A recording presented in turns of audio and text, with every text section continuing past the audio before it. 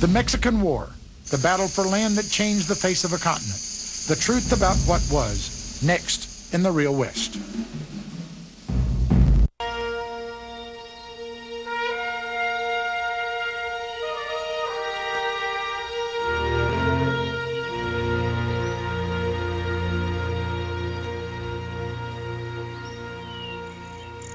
From 1846 to 1848, the United States fought a war with Mexico. If the war is remembered at all, it's known for being the conflict in which the U.S. fulfilled its manifest destiny and became a continental nation. Yet in spite of its impact on American history, the Mexican War is ignored by most people. But it's a great story, born out of controversy. It's full of heroes and scoundrels, high drama and low comedy, exotic locations, and an ending that in some ways is still being written.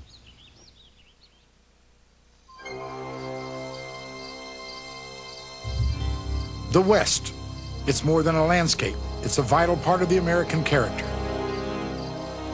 For it's in these mountains where men became legends. It's in these canyons where the wildest dreams came true. It's in these waters where the world rushed in and changed the course of history. Yet there was a time when this land belonged to Mexico. How it became part of the United States was the result of a war that's misunderstood by many and forgotten by most. Modern generations have been taught to be ashamed of the role of the United States in the Mexican War, and so it's something that is more or less repressed in the national memory because we don't want to be reminded of how beastly we behaved toward the Mexicans. Mexicans have and still refer to the war as the North American invasion. But the point is not who was right and who was wrong in the war. It was a watershed in the growth and development of Mexico's nationalism.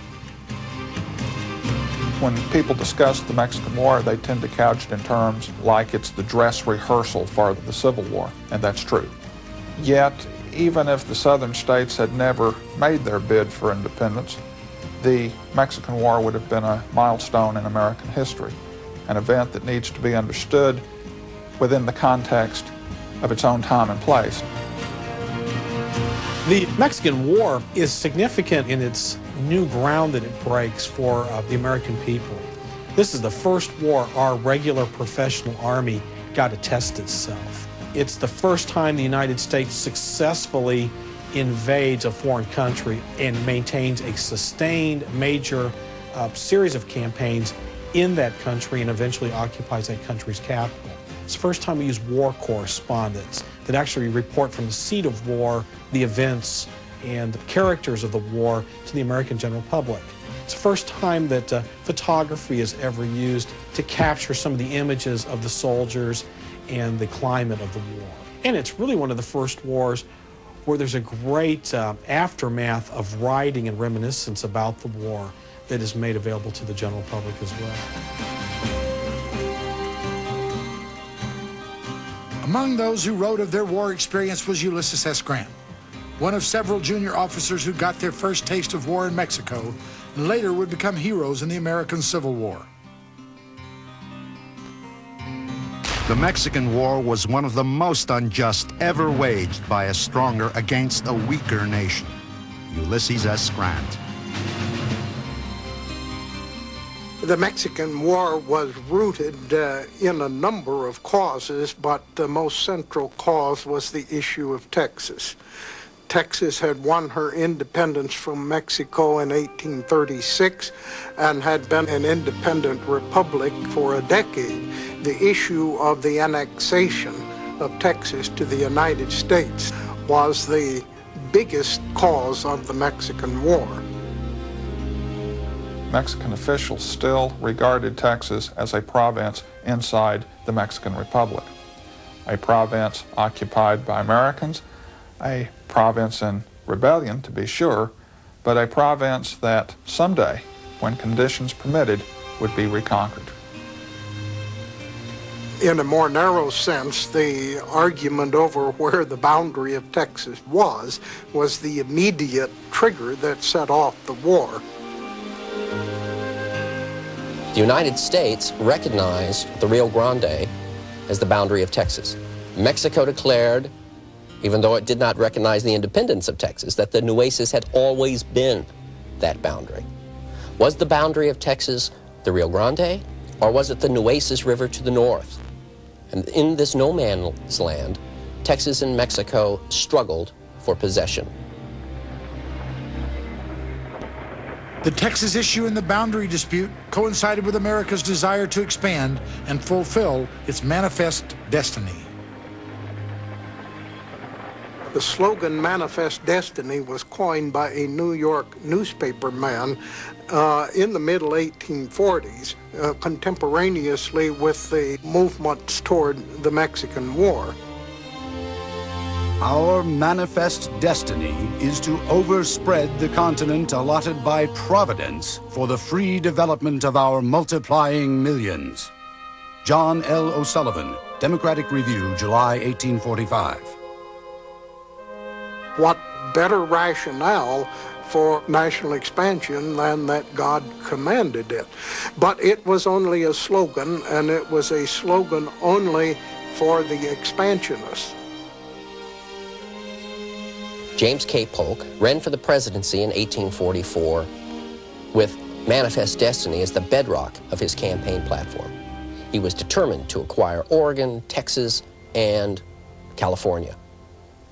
The jewel was San Francisco Bay, recognized as one of the best harbors in the world. The British wanted it, the French wanted it, the Americans wanted it. The Mexicans couldn't hold it. The people of the United States will not willingly permit California to pass into the possession of Great Britain or any foreign monarchy. James K. Polk. While the United States was looking to expand, Mexico was barely holding itself together. Mexico was experimenting with nationhood, and they had experienced political chaos. 14 presidents had assumed office between 1824 and 1844. So I think you have two countries that were very different in their character.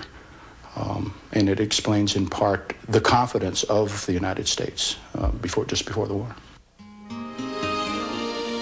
Entire books have been written about the causes of the Mexican War, but the short answer is more a question of physics.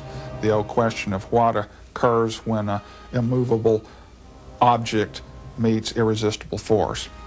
In this case, the irresistible force was the demographic tidal wave of westward moving Americans. The immovable object were fiercely nationalistic Mexicans, resentful of insults against their motherland. And when these two forces converge, the inevitable consequence is war.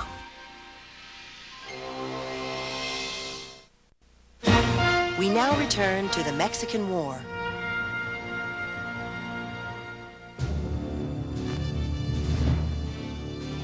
Though the chief causes of the Mexican War were simple enough, the events leading up to the conflict are a bit more complex and controversial. Mexico had always maintained that the mere annexation of Texas would be sufficient cause for them to declare war, and Texans took them at their word. Indeed, by the terms of the Treaty of Annexation, the United States had to promise to dispatch its troops to the Texas border to defend against the promised Mexican invasion. General Zachary Taylor is sent down with a small American army, all regular, and arrives at Corpus Christi and establishes what's called the Army of Observation. His job is basically just to raise the flag, show the American claim, and watch and see what happens. President Polk did not intend a war with Mexico to satisfy his expansionist platform. He truly believed that it was possible to negotiate a settlement of all of the issues that were dividing the United States and Mexico. President Polk appointed John Slidell as a special emissary to go to Mexico and negotiate a settlement of the grievances. Slidell was authorized to pay $3.25 million to the Mexicans to settle the boundary dispute at the Rio Grande River. And he was authorized to pay another $30 million for California and New Mexico. Mexican patriots were outraged.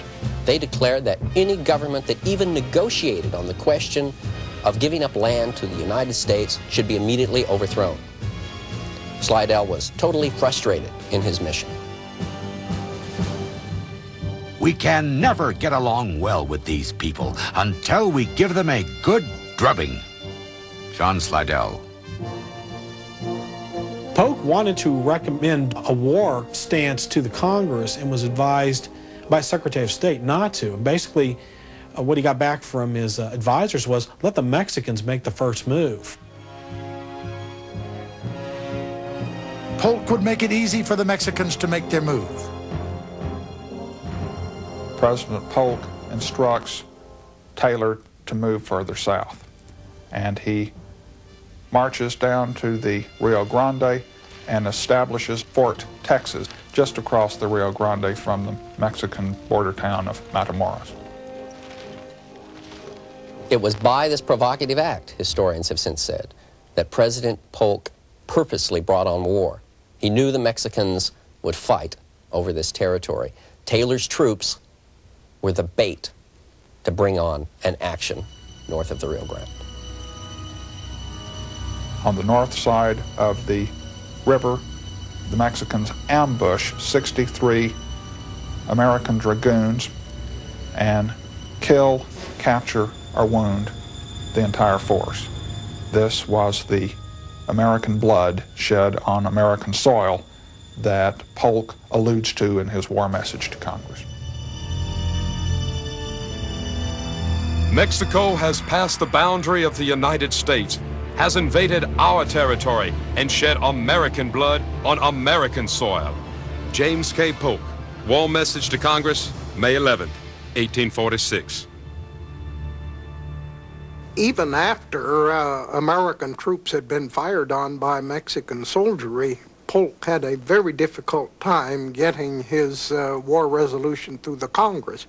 There were so many currents going in so many directions, having to do with national expansion, having to do with slavery, having to do with the morality of going to war with our southern neighbor. One example of the kind of opposition that Polk faced, a new congressman from Illinois named Abraham Lincoln, introduced what came to be known as the spot resolutions.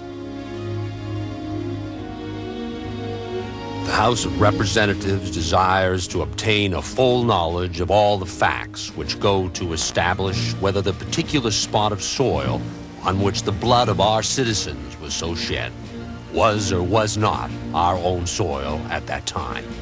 Congressman Abraham Lincoln. Well, that was an awful difficult thing for the administration to prove. And although Lincoln made few friends with his spot resolutions, he did embarrass the government. Lincoln wasn't alone in his opposition to the war. Many New Englanders, like former President John Quincy Adams, saw the war trumped up to serve the needs of the slaveocracy, he called it.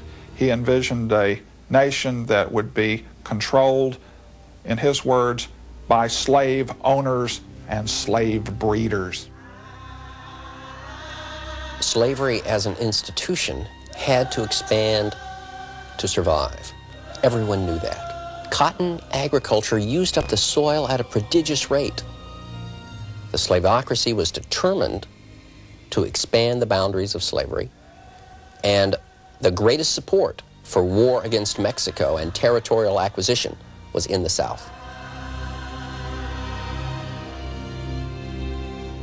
Perhaps the most eloquent protests against the slaveocracy and the war came from Henry David Thoreau of Walden Pond. His opposition to both would form the basis of his classic essay, Civil Disobedience. The government itself, which is the only mode which the people have chosen to execute their will, is equally liable to be abused and perverted before the people can act through it. Witness the present Mexican War, the work of comparatively a few individuals using the government as their tool. Henry David Thoreau. But war fever would grip the nation, quelling any significant dissent. It's rather interesting that before Polk could even declare war, the major battles of the war have already commenced, Palo Alto and Resaca de la Palma. And it was probably a blessing in disguise for Polk that when word came back up that there was actual major battles going on, that they were brilliant American victories. It just made the whole process of the declaration of war and mobilization of extra troops much more appealing to the Americans. Congress declared war on May 13, 1846. There was overwhelming support for the conflict. The vote was 40-2 in the Senate, 174-14 in the House in favor of war. This war was enthusiastically supported throughout the entire nation. Let our arms now be carried with a spirit which shall teach the world that while we are not forward for a quarrel, America knows how to crush as well as how to expand. Walt Whitman, editor, Brooklyn Eagle. If you're sitting home in Indiana and you're told you're going off to fight all the way to the halls of Montezuma, the appeal is there. Suppose we should be victorious and gaily enter the city of Mexico, and entering the halls of Montezuma, throw our wearied limbs beneath the canopy of pure gold. The rest you can imagine. How sublime, how pleasing the thought. Chatham Wheat, Tennessee Volunteer. There's a wonderful phrase in this period called seeing the elephant. And that's to go off and find adventure, and a good number of Americans for the first time, and probably the last time in their lives, get to see the elephant in a big way in Mexico. U.S. forces penetrated further into northern Mexico. From the border town of Matamoros to the mountains near Buena Vista, Zachary Taylor led his men to impressive victories that made him a hero and later a president back home.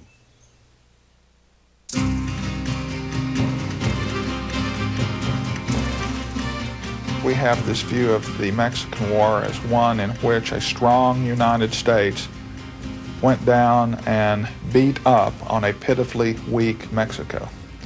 The reality was quite different.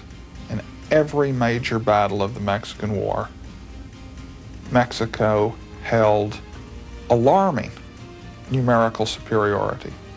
But on the side of the Americans was a small and well-trained army. The regular army of 1846 was a professional army led by professionally trained officers who had graduated from West Point. In every battle of the Mexican War, the regular army units performed splendidly. It's important to note that the military preparedness of Mexico was different from that of the United States. Mexico's army was antiquated. It was perhaps a throwback to the old colonial element in which the way one became an officer was to buy his way to the title or to inherit it by way of family birthright. Highly placed Mexican officials knew the weaknesses of their military. It was big, but not necessarily better. It was overstaffed, it was undersupplied, and poorly trained. American military superiority was immediately apparent in the first two battles of General Zachary Taylor's campaign, Palo Alto and Resaca de la Palma, on May 8th and 9th, 1846. There was a great deal of personal gallantry shown and the most enthusiastic and determined spirit both in officers and men. But the light artillery was the backbone of our success. Colonel Joseph G. Totten. American cannon provided the vital edge in almost every major battle of the Mexican War. Artillery really came into its own during this war and thereafter became a vital component of the American military establishment. After these two quick victories, Taylor crossed the Rio Grande on the 18th and occupied Matamoros. There he waited for the arrival of volunteers. many of whom were destined to leave behind a shameful war legacy. Eventually, a disgusted Taylor would send these volunteers back home, but not before they would help him achieve his objective to take Monterrey. The military significance of taking Monterrey are twofold. First of all, it's one of the largest cities in northern Mexico. It is also a strategic point leading into the Mexican interior. To take Monterrey means you control the road going down to Mexico City. Marching to Monterrey exposed Americans to the real enemy. Many American volunteers joined up in a fever of patriotism. But once they arrived in Mexico, American volunteers are brought up short by the harshness of conditions that they find in Mexico. Dysentery, yellow fever, a disease that the soldiers called the black vomit, these killed more soldiers than Mexican lead. But if the common soldier was to endure these hardships, there was no better man to share them with than General Zachary Taylor. Taylor was easygoing and popular. Old Rough and Ready, they called him. The sort of citizen soldier that the people admired. He was the common man in military uniform. He was not a West Pointer. He was a hero of the War of 1812. He was a Westerner. He was a very plain, folksy person, and his men loved him. What a marked exception to generals. How little of the pronoun I about him and all his acts. It is this noble modesty that dignifies the general and attaches him to all his officers and his men. His soldiers will ever love him. Lieutenant John James Peck.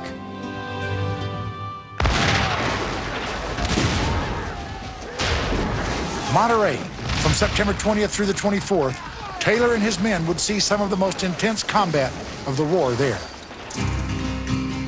Monterrey is ours. I can hardly describe to you with my pen what difficulties, dangers, and labors we have gone through to gain it. I hope I have now seen my last battle.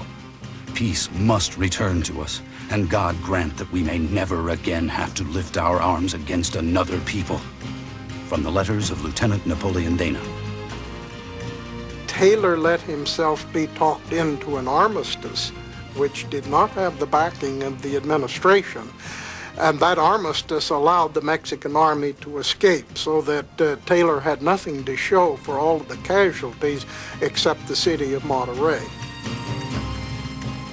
President Polk endeavored to replace him primarily because the press that Taylor was getting was so good that they ordered him to stop his campaign so that it would take away from the luster that he was gaining in the press. Taylor at that particular time was hoping to become President of the United States. So from Polk's perspective, just let Taylor sit down there at Monterrey and wither away, and let's win the war some other way. And military advice increasingly concentrated on a short overland campaign from Veracruz to Mexico City. General Winfield Scott was to lead this new campaign and ordered the best of Taylor's men to Veracruz. After the bulk of his force is siphoned off to supply Scott's amphibious invasion of Veracruz, Taylor is left near the small Mexican village of Buena Vista with 4,800 troops, and most of these are not trained professionals, but volunteers from the various states. Mexican General Santa Anna learned of the change in American strategy and ordered his army to crush the weakened Taylor. This set the stage for Taylor's greatest victory, the Battle of Buena Vista, on February 22nd and 23rd, 1847. This started out to be a major Mexican victory because Santa Anna had assembled a large force, several times that of the American force, took the offensive, barreled through the American lines, and was on the verge of simply routing the American army The American troops recovered. Again, the artillery proved decisive in shattering the Mexican assaults, and Buena Vista turned out to be a major American victory that virtually demolished the army Santa Anna had assembled on the northern frontier. The Battle of Buena Vista climaxed Taylor's campaign in northern Mexico and helped him win the presidency a year later. But it would take Winfield Scott's campaign, however, to win the war.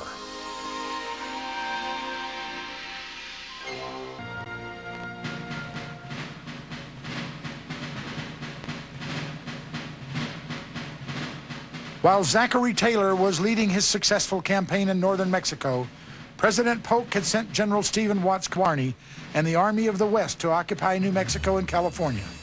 By early 1847, these coveted territories were under American control. So Polk had satisfied his two major objectives, that is, New Mexico and California. But the war had to be ended either by military means or by negotiation. No Mexican government, and they came and went with kaleidoscopic frequency, could politically sit down at the table and negotiate with the Americans. So the war went on. The Napoleonic mindset of the time called for the occupation of the enemy's capital, thus setting up Scott's great campaign. They called Winfield Scott Old Fuss and Feathers. Scott was a large man in both ego and size, but he was a very professional man. He was everything in style that Taylor wasn't. Scott was an aristocrat of sorts, extremely well educated, a brilliant, one of America's greatest military period. He certainly proved it during the war. Many American militarists still consider Scott's campaign against Mexico City to be the best by any American general. Never has a general accomplished more with fewer men, under harder conditions, and with less support from his government. Scott's campaign began at Veracruz in March of 1847. With the aid of the United States Navy, Scott was able to land an army of about 10,000 at Veracruz, in an amphibious operation that prefigured some of the more professional operations of a century later. It was a significant military feat. This is the first time that a foreign army has landed successfully on Mexican soil at Veracruz. Scott's seizure of Veracruz is brilliant. He resolves not to take it by storm. He instead takes a very radical option of bombing a city with a very high civilian population into submission. The enemy's first victims were women and children, followed by whole families from the effects of their explosions or under the ruins of their dwellings. From a Mexican narrative of events at the heroic city of Veracruz. There's a great outcry over this, both by Mexicans and Americans. But Scott is successful. He secures the base, and he's ready to go. But the going would be tough. Scott's lines of communications back to Veracruz were threatened by parties of Mexican guerrillas. These were hard-riding, hard-hating partisans who would attack stragglers. American soldiers would often find the mutilated remains of their comrades with their hearts cut out and their tongues hanging on trees over the mutilated bodies. Almost as unforgiving as the Mexican guerrillas was the Mexican interior itself. Not only do you have mountains, but you also have dense jungles, either one of which would be perfect for any defending general. Such was the case on April 17th and 18th at Cerro Gordo, the first major battle of Scott's campaign. While defending a mountain pass, Mexican General Santa Anna was defeated by storming American forces. This unlikely victory was made possible by expert reconnoitering by a member of Scott's staff. The lieutenant that does this great reconnoitering is Robert E. Lee, who at one point almost gets caught by a Mexican patrol, has to hide behind a log for several hours while the Mexicans are on one side of the log and every creature and critter in the jungle crawling up and down his pants leg. After the victory at Cerro Gordo, Scott had to make a difficult decision. Either press on to Mexico City before the arrival of promised reinforcements, or wait and risk being a sitting target for disease and the Mexican army. Scott gambles. He goes for broke. He decides the capital is the most important aspect, and he moves on down the national highway. It's one of the greatest gambles an American army has ever faced up to that point. But the gamble paid off as Scott led his small but efficient army to smashing victories at Contreras and Churubusco on August 20th. As the campaign against Mexico City progressed, Scott became more and more paranoid about what he perceived as the administration's failure to support him and its desire to prevent him from garnering all the glory of it. Scott's paranoia was justified, for like Zachary Taylor, he was a member of the Whig Party. This presented a big problem for President Polk, a Democrat. He had already declared that he would not seek a second term as president, but he wanted to hold the White House for his party. Two of the last three presidents before him had been military heroes. He well knew that the general who emerged as the great hero out of this war was likely to march right into the White House in the next election. And he certainly didn't want that to be Winfield Scott. Winfield Scott had his own political aspirations. He too wanted to be president and ultimately did in fact run for president only to be defeated. Lacking support from his commander-in-chief, Scott still emerged victorious at the Battle of Molina del Rey on September 8th. Now only the fortified heights of Chapultepec Castle, the National Military School, stood between Scott and Mexico City. This is a great moment of... So for the Mexicans, it's a great trauma point. And for the Americans, it is going to be a very near-run thing to accomplish. The Battle of Chapultepec on September 12th and 13th would be the last and perhaps most important battle of the war. At a signal, the stormers with planks and ladders moved beautifully and steadily up to the base of the hill under a shower of balls. The difficulties were great, and the contest was foot by foot. But the stormers succeeded in scaling the walls in spite of iron and lead and rocks and clubs. Soon the stars and stripes were floating over their famed castle, announcing that the work was done. Lieutenant John James Peck.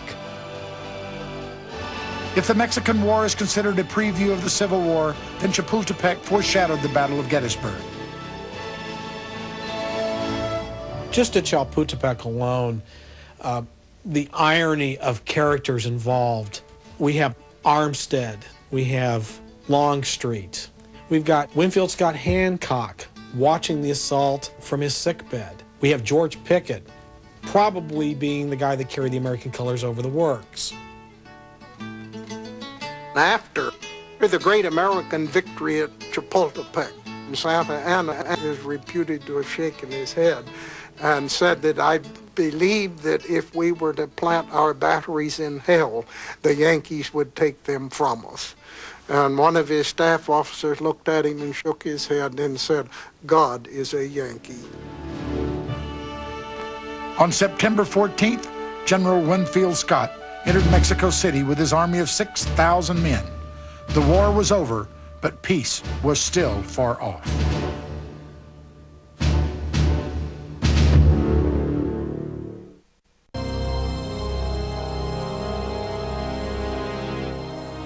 When Scott occupied Mexico City in September of 1847 and Santa Anna fled the country, the war was essentially over.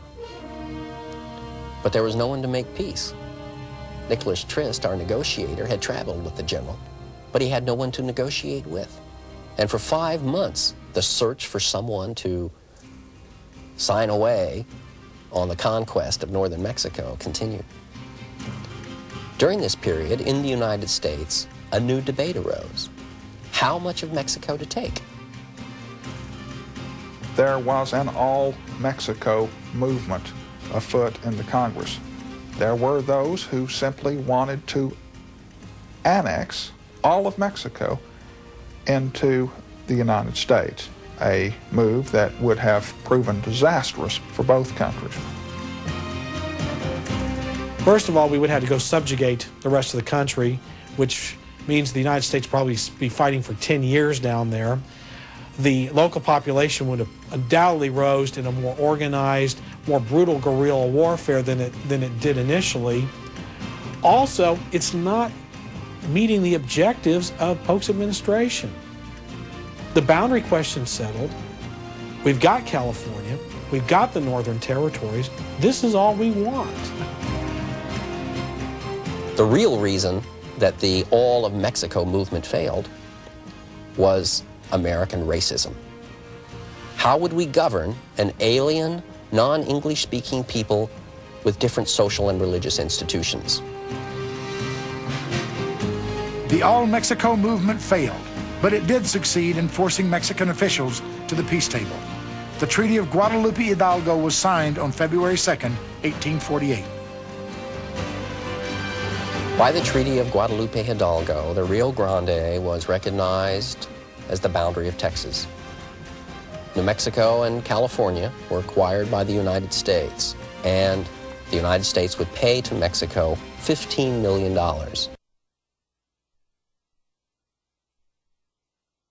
New country. Now, in the United States, an enormous debate erupted over this treaty. It was, those who opposed it said, far too generous. Why in the world should we pay anything for territory we had conquered fair and square? The Mexican War resulted in a great deal of guilt. In fact, historians refer to it as national war guilt, in which the United States paid $15 million to Mexico after the war. Whether it was because of guilt or adherence to President Polk's initial aims, the Treaty of Guadalupe Hidalgo was ratified by the Senate on March 10th. And with that, one of the most controversial conflicts in American history was finally over. The Mexican War cannot be looked on in any other terms than an unjust war of conquest. It probably was an immoral war. At the same time, we cannot diminish the significance of that war in terms of what the United States is today. It brought into our national domain all of what are today the states of New Mexico, Arizona, Utah, Nevada, and California. The Mexican War, as represented in the Treaty of Guadalupe Hidalgo, made the United States a continental nation. But the war had other, perhaps more ironic consequences. It was the result of the Mexican War and that devastation that brought, finally, national unity and a true sense of nationalism to Mexico. It forced them into reforming the government. It caused them to consider modernization. It brought them into the 20th century. The United States would pay a terrible price for waging this aggressive war against a weaker neighbor. The territory was conquered. But now the Americans began to argue over what to do with it and whether it was to be slave or free. Eventually, a great compromise in 1850 would settle some of these questions, but not the major question. It festered and it grew. And the conquest of territory in the Mexican War was the essential ingredient that helped bring on the American Civil War. the poison that seeped in to the American body politic would eventually destroy the Union and lead to the deaths of 600,000 young American men. There was a terrible price to pay indeed for the conquest of the West.